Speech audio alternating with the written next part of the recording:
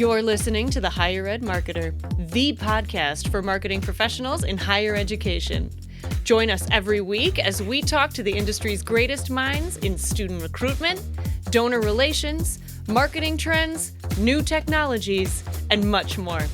If you're looking for conversations centered around where marketing in higher ed is going, this podcast is for you. Let's get into the show.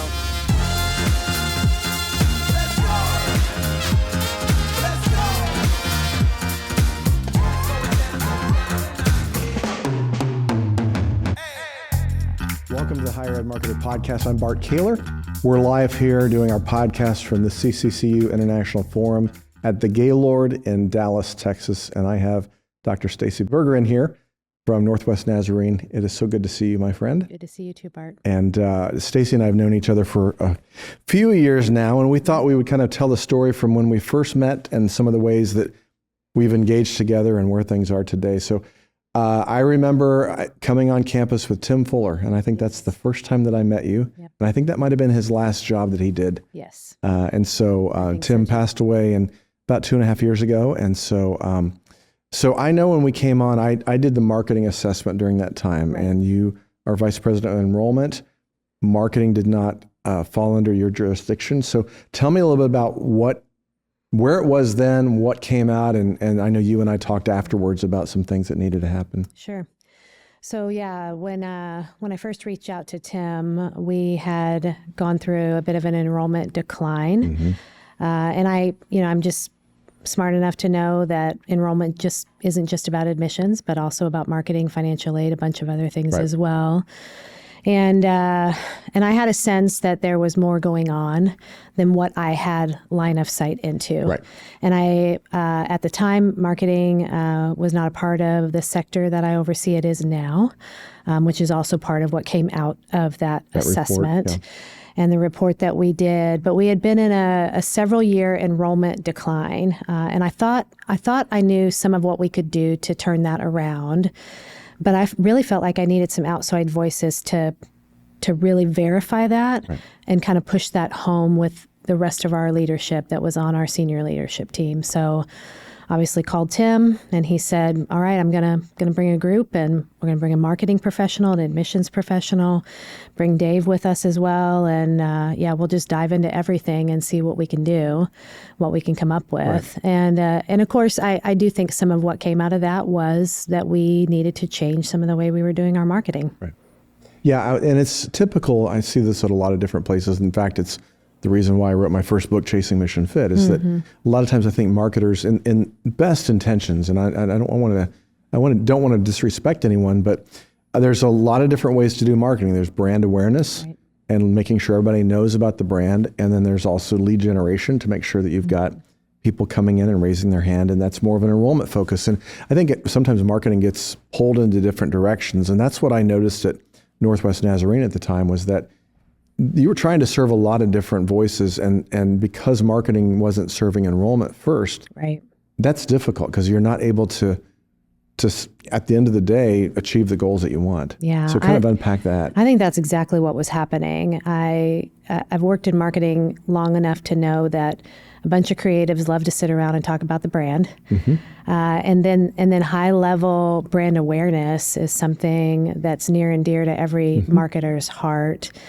And so there had been, right prior to that, the 2 years prior to that, there had been a really big push on our campus to create more brand awareness, that somehow if people just knew that we existed, right. they would come. And so if we just promoted the brand more, then this really best kept secret, they would just all of a sudden show up at our doors. Right. And so we spent a lot of money on that work, everything from billboards to wrapped buses to all over the airport, in the malls, everything you could possibly think of. And it just didn't move the needle at all.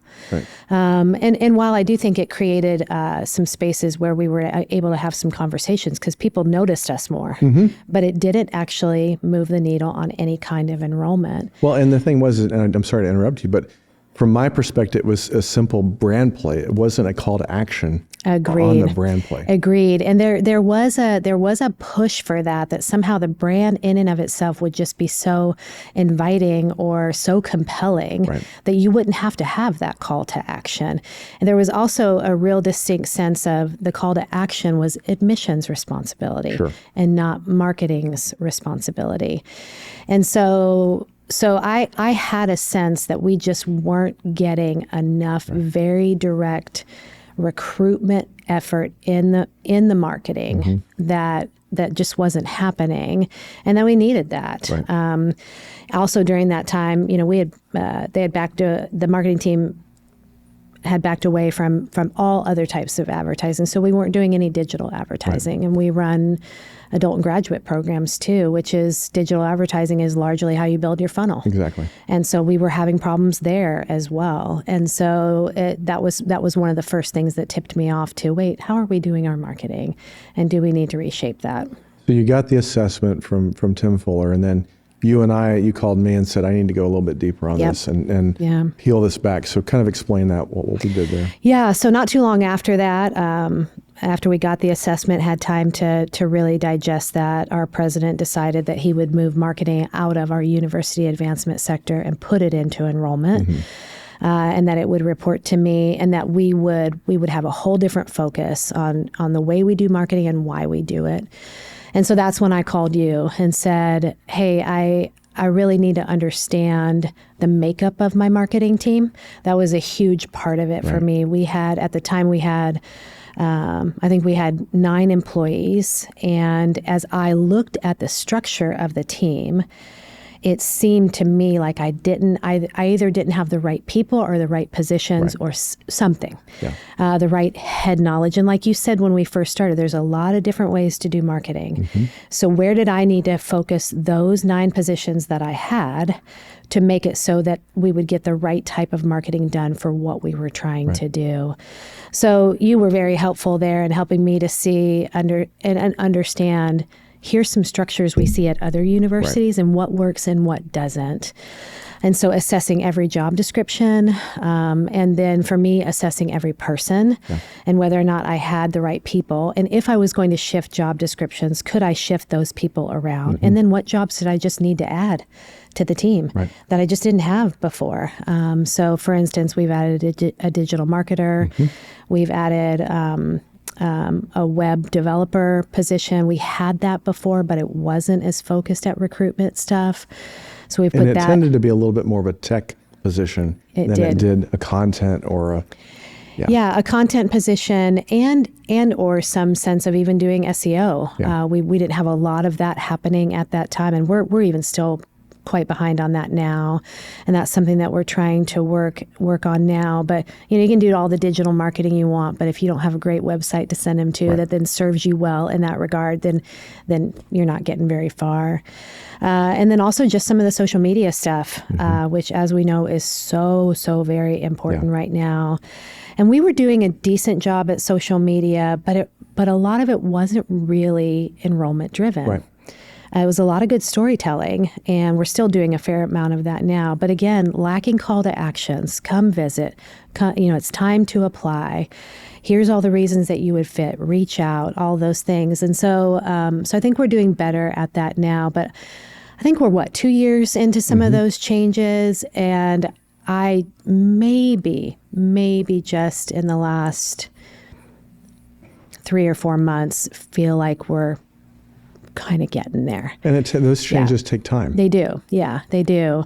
And your team's been, super helpful in that. I will also say that sometimes when you're in these situations, you have to understand, what do I need to outsource right now to get done? Because I can't afford to not have it done. I don't have time to ramp up a position or a team or a person, but I need to move the needle on my enrollment right now. And so what do I need to, how do I find a trusted partner? How do I know what to outsource and when? And then if and will it ever be possible for me to do that work in-house, or will I always need to have an outside partner? So I feel like a lot of enrollment or marketing vice presidents or directors really have to be willing to reach out to vendors like yourself and just say, we need help. And we're going to prioritize getting our enrollment where it needs to be over not being vulnerable enough to reach out and get some help. Yeah. And that's one thing I always appreciate about you, and I continue to do, is just your vulnerability to be able to do that. Because I know as a leader, sometimes not only admitting that to a trusted partner, but also in the cabinet of being able to say, hey, I need to change this. I need to do that. So tell me about that, because I know that the dynamics and the politics at universities, I mean, you've got the president, you got your peers, then you got people that are subordinates, and then you've got faculty who have their opinions. So. Right. Yeah, it's interesting. I've done enrollment VPM in my 12th year, and still kind of surprised at times how I generally often have clear line of sight into what we need to do. But convincing my peers to get that done is sometimes harder. And it's the age-old story of you're a prophet in your own land and no one's listening. And so that's my main reason that I reached out to Tim that day. Is I said, I trust you. I can fully admit that there's some areas you're going to find that I need to work on, and I will take that from you. But also, I need another trusted voice to be able to look my president in the face and say, you should be doing this, or our CFO, or whoever it may be. And in that case, it was our whole senior leadership team that Tim was able to speak with. But that's a hard thing, I think, for a leader to do. To admit they don't know it all, to admit enrollment work is really, really hard, and that marketing is it's very competitive, extremely competitive. And so when you are a vice president who goes to your president and says, I think we need a full enrollment assessment, then that put me in a vulnerable space. But I was able to tell my president, I really think we need an outside voice. I've worked at NNU for 23 years, and I fight being myopic regularly. And that's why I come to things like this, and I hire people like you. Because if I don't have those outside voices, then I will get quickly out of touch of what my competitors are doing, and then I don't know where to take us. So, but then, some of the harder work came after the assessment, right? Well, what are you going to do about it now, Stacey? You got the assessment done, and sure, the assessment came in, and it praised a lot of things that we were doing, and then a whole host of other things we needed to work on. But what are you doing now to actually get all this work done? And that proved to be really challenging as well. And that's when I realized I got to go back to Bart. I don't have everything to get this done right now. Well, and sometimes too, I think when I've worked with a lot of schools where that decision to move marketing from under advancement to enrollment, which is kind of the key revenue driver, a lot of times, vice presidents have told me before, they're like, I said, how do you feel now? And they're like, I feel like the dog that caught the car. I don't know what to do now. I've been wishing for this for so long, and now I need to get this thing done. So what do you do when you catch the car? Oh man, that's such a good question. Out of our assessment came kind of a secondary plan that I wrote. I shortly after that I flew to London to go on a cruise, and I had this idea kind of rolling around my brain for weeks of this secondary plan that I could write that could kind of bring it all together in some action tactical steps for our people. And so plane ride, stayed up late, London, 3 days, sitting at the desk typing, and I came up with this secondary plan over the course of 2 years. And I was so proud of this thing, and I brought it back, and my people looked at me and said, yeah, we can't do all this work. And I said, okay, yeah, you're right, we can't. And so then we went into a process of prioritizing that. So what moves the needle right now to help our enrollment for next fall? But what can we put off after that? And so we prioritized, and over the course of 2 years, we were able to execute, I'd say 90% of that plan. And then there were a few things, that the assessment came back and said, well, you think you should do this? And I decided not to. Because I just felt like it either was something good and just didn't represent NNU, or it was something good, but I just didn't think it was going to make that much of a change. Or I was doing that to please faculty or to make it look like we knew what we were doing. And I tried to really focus on what grows our enrollment. and then just do those things. Yeah. But that meant having to go after resources, extra people. And at the time, I was getting my marketing team cut. Yep. At that time, we had 11 people, gotten taken back to 9. After that, got taken back to 8. Yep. So we were going through some cuts at the time, trying to figure out, how to do it all. So if you're going to go after an assessment, be prepared for 2 to 3 years of pretty intense work after that. And then, sometimes now looking back, I'm 3 years out thinking, wow, do I need another assessment? Is this just a healthy thing? Right. Especially for somebody like me who is myopic in 23 years? Is it a healthy thing for me to regularly have somebody I trust looking in? It's kind of like going to the doctor and doing a checkup. Yeah, a little bit. Yeah, a little bit like that. And so, there's other, unfortunately, Tim passed away and we don't have him now. And we've got a relationship with you and several other vendors that we're working with.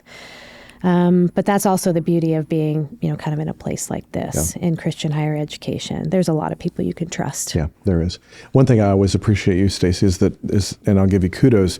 One, I think your laser focus on enrollment and the success there is admirable. The other thing that I really respect in you is that you really surround yourself with smart people and you let them do their work. I know you and I talked a lot about that with some of the team. And yeah. So I think for me, I've learned leadership over the years, more of what not to do, more of what I didn't resonate with than more of what I did. Yeah. And I think that really, looking back now, as hard as some of those things were, I'm kind of glad I went through them because they really have shaped the way I work with my team. I think most of my team members would tell you Stacey has really high standards. She has really high expectations, but she makes us successful. Yeah. Because that is one of my focuses. If I hire you, I believe that I am part of your success. Yep. That I'm not just going to completely put you out there and watch you flounder. At the same time, I want you to get it and go with it. Yep. And then we don't have to be as closely connected on every project. And so I work hard to get people started off well. And then try to just get them to be able to function fully on their own after that. And then we're up in strategy conversations rather than we're in those tactical team conversations. But some of this. I just hired a new director of marketing not too long ago. And I carved out the time. I sat with our newly formed marketing team for upwards of a week, not a week congruent, but over time. Over time. And we built out a whole new way that they work together, a whole new strategy, a whole new set of goals for the year, even down to things of, how they work on projects, how they prioritize things. We started up at, why are you here?